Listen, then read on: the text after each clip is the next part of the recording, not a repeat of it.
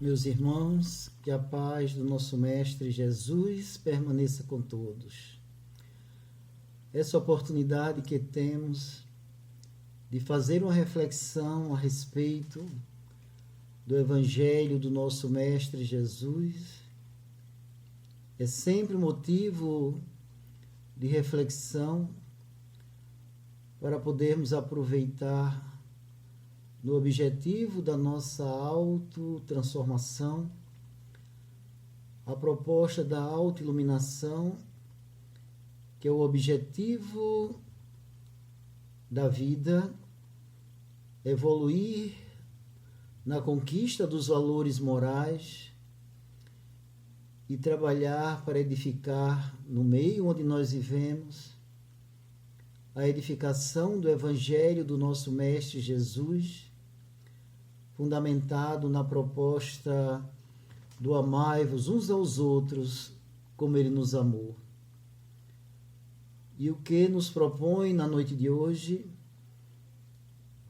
o grupo do Abrigo Espírita Batista de Carvalho, nos proporcionando esta oportunidade de falar a respeito de um capítulo e de um item no que trata do sofrimento que assola a humanidade e que encontramos nesta obra extraordinária, o Evangelho segundo o Espiritismo, as elucidações para as questões ora vigentes, e que sempre aconteceu em todas as épocas da humanidade. Não podemos esquecer de que a dor,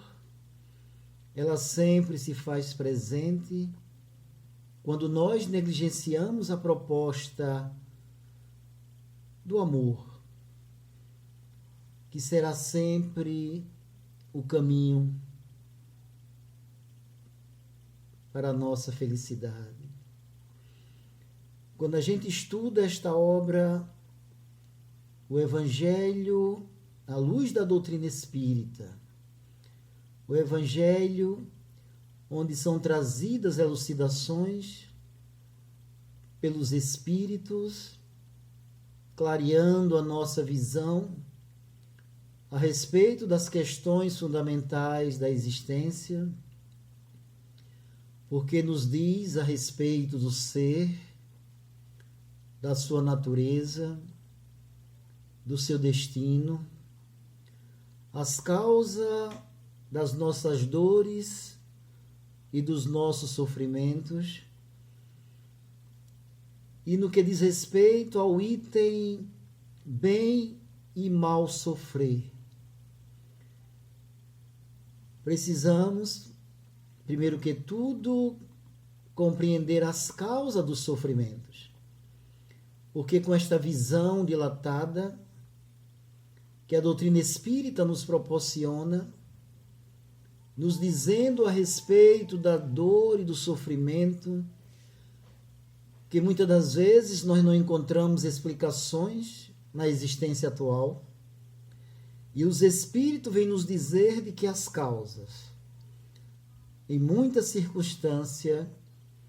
vamos encontrar em existências anteriores. E, portanto, isto nos remete à doutrina dos vários nascimentos. Isto porque, com uma única existência,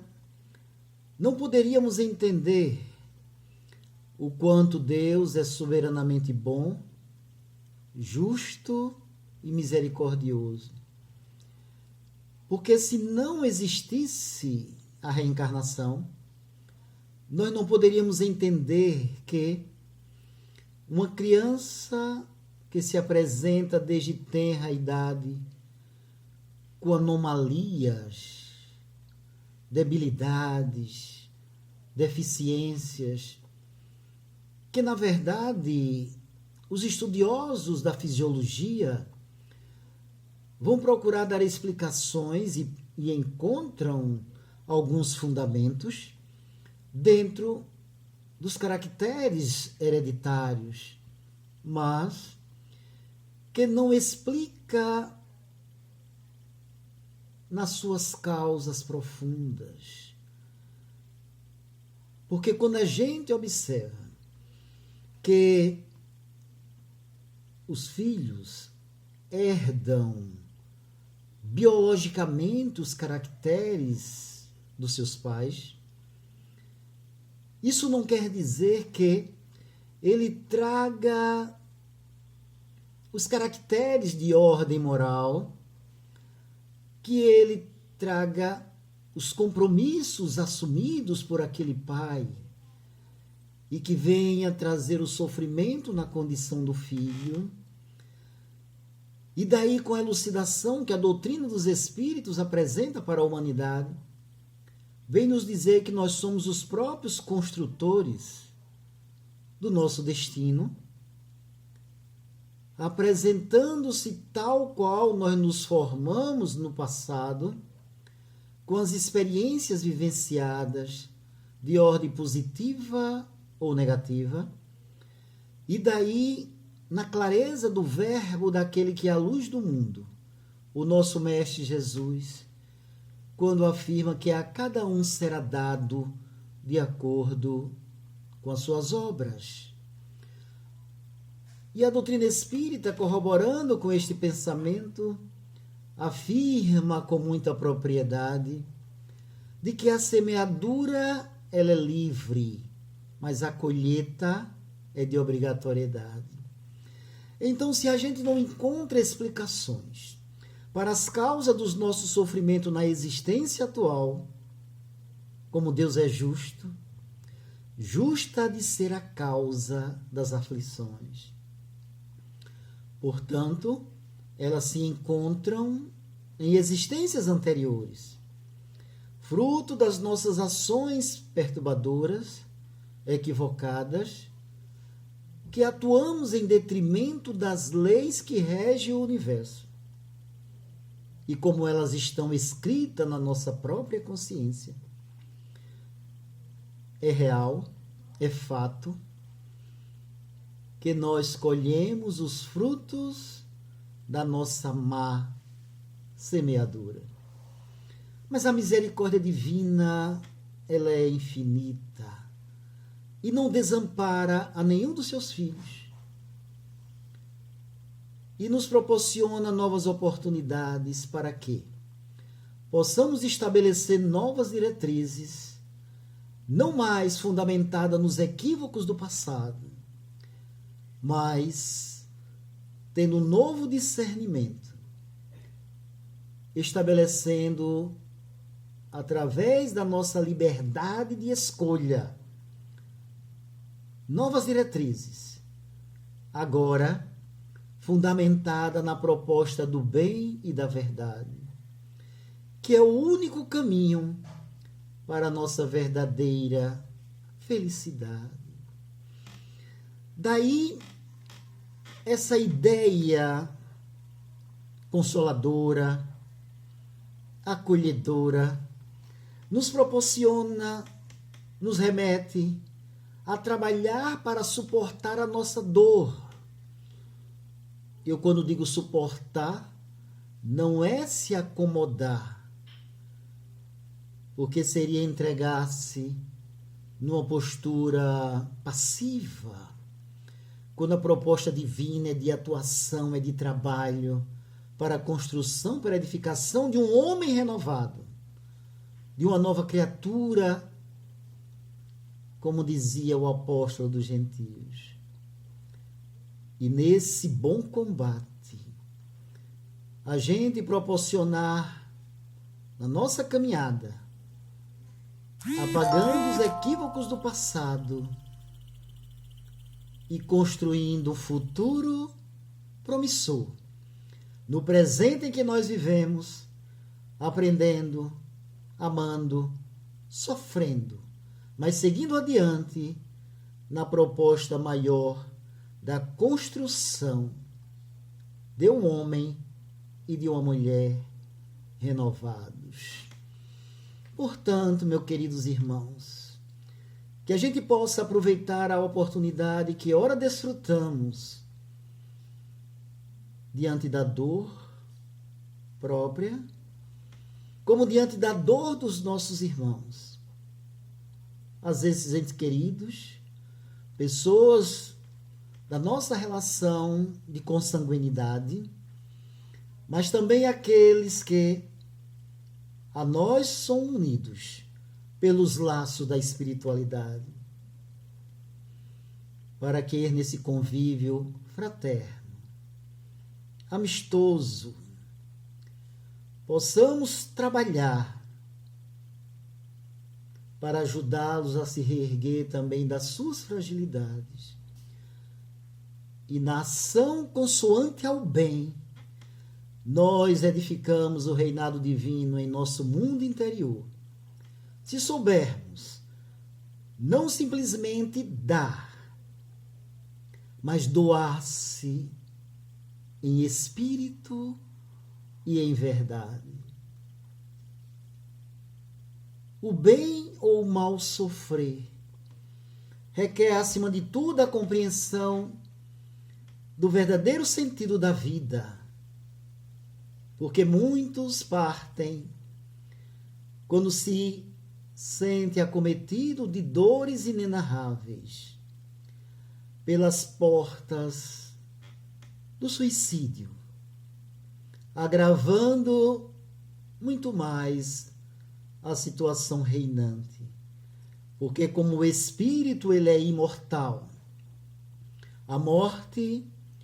não nos livrará dos problemas que nós mesmos criamos e estamos a atravessar. A chegada no mundo espiritual,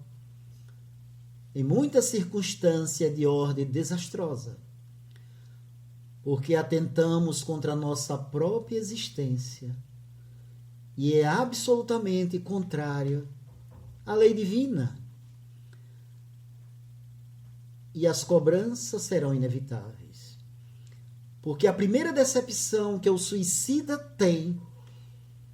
quando pensava em desertar da vida, extinguindo-a, e se descobre vivo e atuante, e com a problemática muito mais agravada, aumentando seus conflitos conscienciais e estabelecendo um karma para mais cedo ou mais tarde ter que se redimir perante as leis criadoras.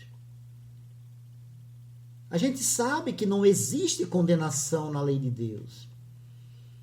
mas também compreendemos que a lei de causa e de efeito é inexorável. E todos nós a elas estamos submetidos. É muito simples a gente compreender. Quando nós emitimos uma bola de borracha em uma parede, esta bola vai atingir e vai retornar para aquele que arremessou. Esta comparação simples dá para nós entendermos que quando eu atuo em detrimento da vida própria ou do nosso semelhante, estarei a infringir uma lei que é divina. E essa atitude de ordem perturbadora, porque ninguém tem o direito de tirar a vida do semelhante, nem a sua própria, sem que sofra as consequências das suas atitudes equivocadas. E lesamos a nossa própria estrutura psíquica, desarmonizando a estrutura sutil que Allan Kardec denominou de perispírito, nos desarmonizando e requerendo tempo para restabelecer a ordem, o equilíbrio, onde teremos a necessidade de voltar em uma nova vestimenta carnal para poder reestruturar os tecidos desarmonizados, desestruturados pela ação perturbadora de diversa natureza que muitos atuam atentando contra a sua própria integridade física. Assim sendo, o espírito no além-túmulo, por algum problema,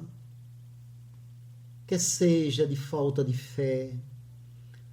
que seja da própria fraqueza psicológica diante dos tormentos que o assolavam, que seja por qualquer outro fator, porque muitos que partem pelo suicídio existem situações N fatorais e que ninguém pode julgar nem condenar aquele que atenta contra a sua própria existência, porque ele próprio se condena a situações de maiores dores e sofrimento. Mas como já falei, a lei de Deus não é de condenação. E aqueles que partiram desta forma terão novas oportunidades para se redimir do seu passado delituoso, dos erros perpetrados no tempo e no espaço, como nós outros também, que estamos desfrutando nesta existência atual de uma vestimenta que nos proporciona possibilidade de crescimento. Quiçá saibamos aproveitar para não cair nos mesmos erros de tantos que se entregam às dissipações do álcool, das drogas ilícitas, tentando amenizar os conflitos existenciais de uma forma equivocada, caindo em campo muito mais perturbador, quando nos encaminhamos pelo suicídio indireto,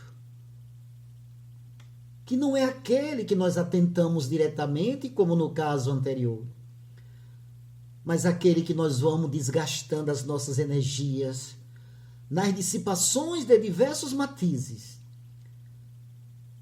procurando aliviar as angústias que alguém já afirmou, que é justamente o vazio que nós sentimos deste Deus soberanamente bom, misericordioso e justo, que não dá fardos pesados a ombros frágeis, e que nenhum ser na face da terra se encontra destituído do amparo, da proteção daquele que é todo amor,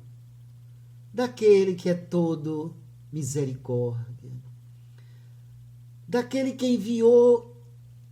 o seu Filho maior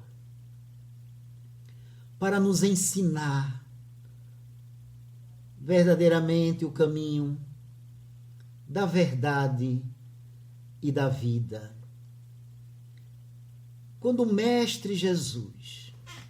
na representação da lei divina, em sua maior pureza, ele estabelece no Monte das Oliveiras as bem-aventuranças, que é um verdadeiro poema de esperança, de consolação, de certeza para uma vida feliz. Se nós tivéssemos no decorrer do tempo e do espaço atentado para a beleza, a profundidade do conteúdo que ali está implícito, trazendo esperança, consolação. E a parte que nos toca para a temática da noite de hoje, quando ele diz: bem-aventurados aqueles que sofrem, porque serão consolados. Vinde a mim, todos vós, que estáis aflitos e sobrecarregados, que eu vos aliviarei. Não se turbe o vosso coração. Creia em Deus. Creia também em mim, dizia o Mestre. E falava das moradas que existem neste universo infinito, que a todos aguardam. Quando a gente bem cumprir o nosso dever, quando a gente estabelecer verdadeiramente as diretrizes em nosso coração, fundamentada na doutrina do amor e do perdão, que o nosso Mestre Jesus apresentou para a humanidade na sua maior pureza. Quantos souberam sofrer bem, sem se acomodarem, se deixaram levar em holocaustos, devorado por feras africanas, por tigres de Bengala, mas iam cantando a glória do Altíssimo, pela certeza que tiveram